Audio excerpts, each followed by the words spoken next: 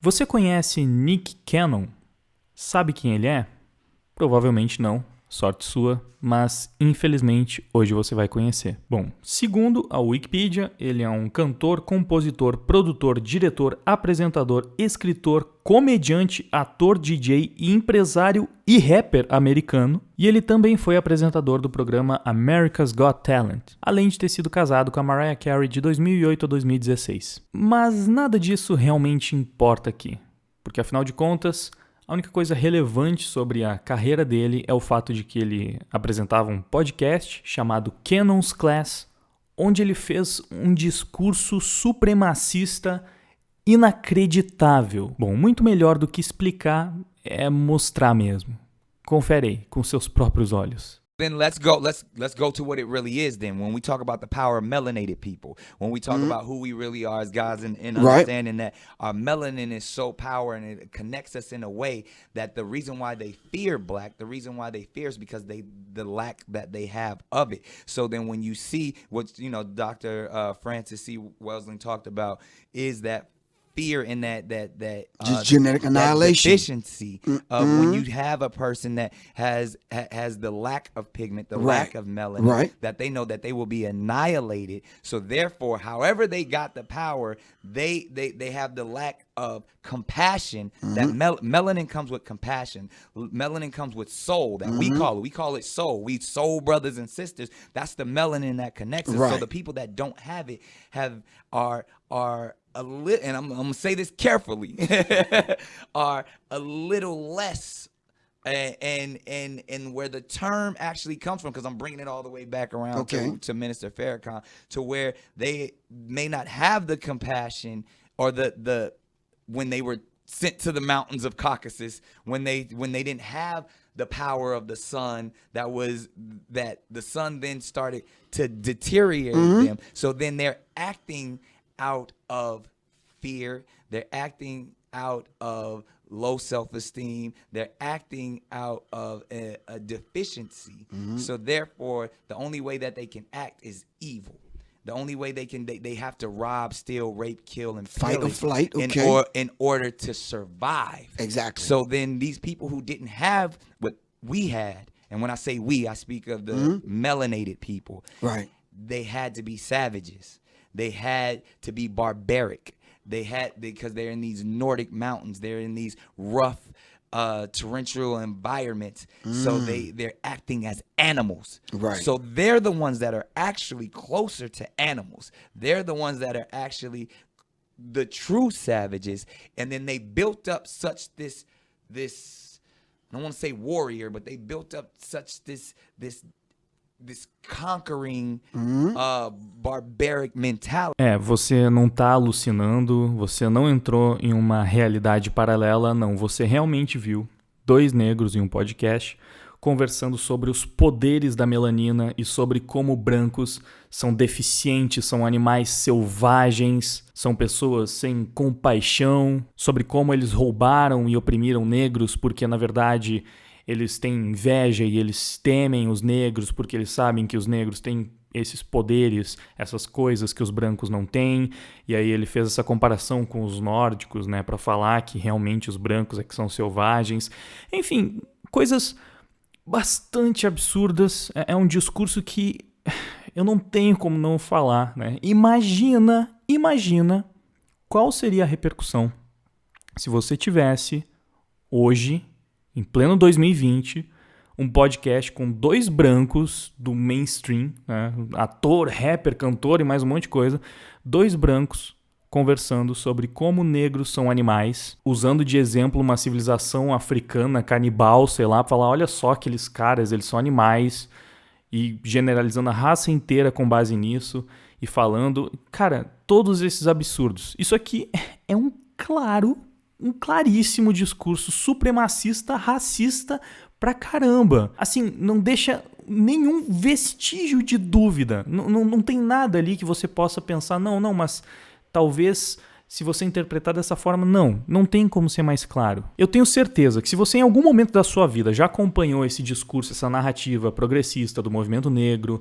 sobre como o racismo é estrutural, não existe racismo contra brancos, enfim. Se você já ouviu algo nessa linha, você com certeza se deparou com o argumento de que o branco não pode sofrer racismo porque não existe o sentimento de superioridade por parte dos negros, porque é uma questão de hierarquia, porque o negro nunca vai conseguir estar acima do branco hierarquicamente para conseguir ser racista. Cara, se isso aqui não é um claro sentimento de superioridade, se esse discurso do Nick Cannon não é uma demonstração clara de como, sim, um negro pode se sentir absolutamente superior a um branco, eu não sei o que é. Inclusive, já que eu entrei nesses tópicos, queria ler esses tweets do geneticista Eli Vieira falando um pouco sobre essa questão do racismo estrutural, onde ele comenta, né? Tem que ser sistêmico e estrutural para ser racismo, entre aspas, igual. Tem que causar estrago primeiro para considerarmos errado.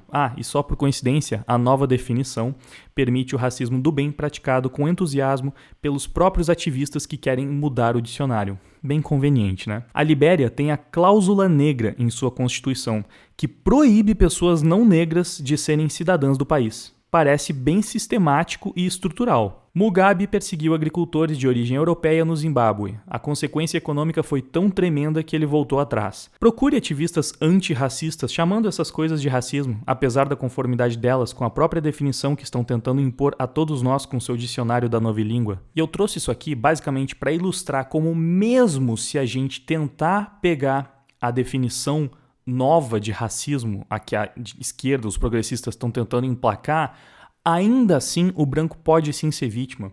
Porque sim, você consegue encontrar o sentimento de superioridade por parte de alguns negros supremacistas que estão claramente praticando racismo contra a raça branca, como foi o caso do Nick Cannon, e você também tem casos sistêmicos e estruturais dentro de alguns países, algumas regiões. Enfim, mesmo na definição deles a gente encontra esses casos onde o branco é vítima de racismo.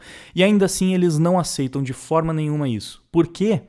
Porque eles não se importam com os fatos, com a verdade, e a gente pode esfregar quantas vezes quiser esse tipo de evidência na cara deles, que eles vão continuar negando, porque não tem lógica, não tem um sentido, é simplesmente um argumento político. Quão descaradamente desonesta uma pessoa precisa ser para observar esse discurso do Nick Cannon e não ver nenhum problema ali. E não enxergar, não admitir que aquilo é racismo claro. Não é só racismo, é supremacismo, né? Depois essa galera ainda fala que é exagero quem ousa comparar esse tipo de discurso com os discursos de Hitler. E para piorar a situação, para mostrar como não são casos isolados, como não foi só um momento específico que eu pensei, o cara que estava ali com o Cannon naquele podcast, falando aqueles absurdos, é um ex-membro do Public Enemy. Ele é conhecido como Professor Griff e ele foi demitido desse grupo em 1989 por antissemitismo. Então, o Nick estava fazendo esse discurso supremacista negro ali no seu podcast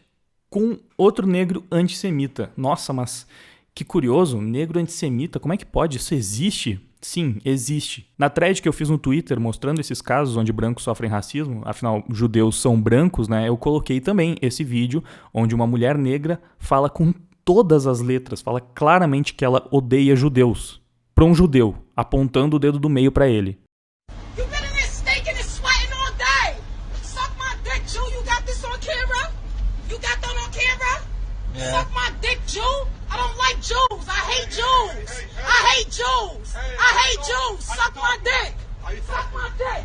Suck my dick. I hate Jews. Suck my dick. Inclusive, uma coisa bizarra nesses episódios é que justamente para atenuar o fato de que Nick Cannon obviamente estava sendo racista ao extremo com toda a raça branca, e ele falou até de nórdicos, enfim, fez comentários que eram claramente generalistas também, né? Ele não estava sendo simplesmente antissemita. Mas é claro que boa parte da imprensa repercutiu o caso como um episódio de antissemitismo, porque não pode ser racista contra branco, né? A gente tem que priorizar o fato de que tem um antissemita ali, eles fizeram discursos antissemitas também, Então, vamos fingir que esse discurso supremacista negro, onde ele fala que brancos são animais sem compaixão e que ele até toma cuidado para falar como os brancos são inferiores, né? Vamos fingir que isso não aconteceu? Bom, ainda que não da forma mais correta possível, né? Esse episódio não pegou muito bem pro Nick, então ele foi demitido. Eu vou ler aqui a matéria. A Viacom CBS aparentemente ofereceu a Canon uma oportunidade de se desculpar, segundo o Deadline. Após uma suposta recusa, a empresa decidiu por encerrar o contrato com Canon. Inclusive, se eu não me engano, essa empresa foi que comprou o Porta dos Fundos, não? Não tenho certeza, enfim. Viacom CBS condena fanatismo de qualquer tipo e denunciamos categoricamente todas as formas de antissemitismo, disse a empresa em um comunicado. Conversamos com Nick Cannon sobre um episódio do seu podcast, Cannon's Class no YouTube, que promoveu discursos odiosos e espalhou teorias da conspiração antissemitas. Não só isso, né, Viacom? Mas beleza. Enquanto apoiamos a educação e o diálogo, continuamos na luta contra o fanatismo. Estamos profundamente preocupados que Nick tenha falhado em reconhecer ou se desculpar por perpetuar o antissemitismo e estamos encerrando nosso relacionamento com ele. Temos o compromisso de melhorar nossa resposta a casos de antissemitismo, racismo e intolerância, continuou o comunicado. A Viacom CBS terá mais anúncios sobre nossos esforços para combater todo tipo de ódio. Bom, como vocês podem ver no comunicado oficial, eles deram muita ênfase para a questão do antissemitismo e quando eles falam de racismo, nem fica totalmente claro se eles estão se referindo ao discurso do Nick ou a racismo de forma geral, mas para qualquer um com olhos tá bem claro o que o Nick fez nesse programa, não é? Depois disso, obviamente, o Nick veio se retratar. Certamente ele estava muito arrependido, não é? Poderia até ter um efeito sonoro de caixa registradora agora. Enfim, a retratação dele foi: quem me conhece sabe que não tenho ódio no coração. Dava pra ver, Nick. Nem intenções de malícia. Não tolero discurso de ódio, porque contra branco não é discurso de ódio, né? Nem a propagação de retóricas odiosas, porque contra branco não é retórica odiosa. Pode falar que são animais, que são inferiores, isso aí não é discurso de ódio, tá brincando comigo? Vivemos um tempo em que é mais importante do que nunca promover a unidade e a compreensão. Tá, beleza. Encorajo um diálogo mais saudável e saúdo quaisquer especialistas, clérigos ou porta-vozes de qualquer uma das minhas plataformas para me responsabilizar e me corrigir em qualquer declaração que fiz que foi projetada como negativa. Assim, a minha declaração não foi negativa, mas se alguém entendeu ela de um jeito ruim, fiquem à vontade para falar aí e me responsabilizar por isso. Até então, me responsabilizo por esse momento e assumo total responsabilidade. Que é a mesma coisa, né? Porque minhas intenções são apenas mostrar que, como a bonita espécie humana, temos muito mais pontos em comum do que diferenças. Bem legal isso aí, Nick. Quem foi que escreveu pra ti? Enfim, eu duvido muito que alguém aceitaria um pedido de desculpas tão genérico e clichê com algum branco que viesse fazer um discurso digno de Ku Klux Klan num podcast do YouTube, sei lá. Ainda mais vindo de uma figura do mainstream. A gente pode até não conhecer Nick, eu não conhecia ele até esse episódio, mas o cara fez muita coisa, então eu acredito que ele tinha lá alguma relevância nos Estados Unidos. E antes de encerrar esse vídeo, eu também queria aproveitar o momento para trazer uma outra matéria que combina perfeitamente com a ocasião, que é essa aqui.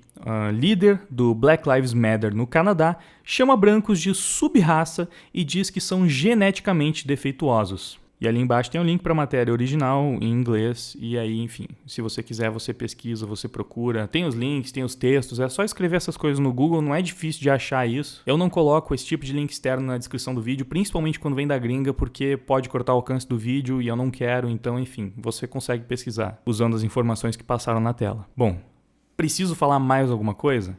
É claramente mais uma declaração supremacista vindo de uma líder do Black Lives Matter, esse movimento muito bonito, que é simplesmente um movimento que luta contra o racismo e não é praticamente um grupo terrorista responsável por inúmeras baixas, feridos e, enfim, depredações. O fato de uma das líderes do movimento ter esse tipo de pensamento não significa, sabe, que o movimento tem uma conduta supremacista ou que tem pessoas racistas lá dentro também.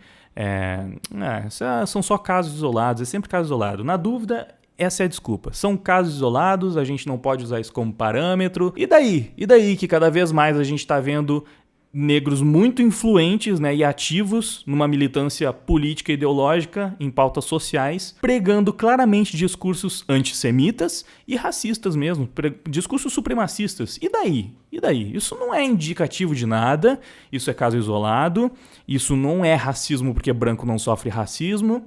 Vocês têm que ficar de boas com o negro chamando branco de animal, de sub-raça, de inferior, de defeituoso. Tem que ficar de boa porque não tem sentimento de superioridade aí, porque é impossível, não, o negro não pode se sentir superior nunca, não, eles têm que sempre estar abaixo da hierarquia, por isso que não pode ter racismo, porque o racismo é só estrutural, e daí que a gente encontra racismo estrutural em outros lugares também, a gente ignora isso aí porque a realidade é simplesmente essa que a gente vê, sei lá, na página Quebrando o Tabu, em página do Twitter, do Facebook de lacração, e é isso aí, mano. Essa é a realidade. E tudo isso que eu mostrei pra vocês agora, provavelmente foi só um delírio coletivo que todos tivemos aqui, nunca aconteceu, não existiu, não prova nada. Quão desonesto, quão canalha a pessoa precisa ser pra continuar dentro dessa maldita bolha, fingindo que nada disso tá acontecendo, só porque esses casos extremamente claros desmontam do começo até o final a narrativa de ódio segregadora que eles defendem em nome do bem. Bom, por hoje é isso. Eu preciso terminar porque senão eu vou ficar com raiva, né? Vai me fazer mal isso aqui. Deixa o feedback aí embaixo, dá uma olhada nos links ali da descrição. Compartilha o vídeo com quem você acha que pode achar esse assunto interessante. Se inscreve no canal, ativa o sininho para receber todas as notificações. Ajuda no engajamento, porque, bom, esse vídeo provavelmente vai ter uma restrição de alcance, é um assunto pesado, um assunto delicado, então eu sempre espero que tenha o alcance cortado, mas se você me ajudar, ainda assim, essa informação pode chegar em mais pessoas. Então, é isso. Valeu por ter assistido até o fim. Agora eu vou indo. Até mais. Fui. Não querem escutar, não sabem conversar. Ou você concorda?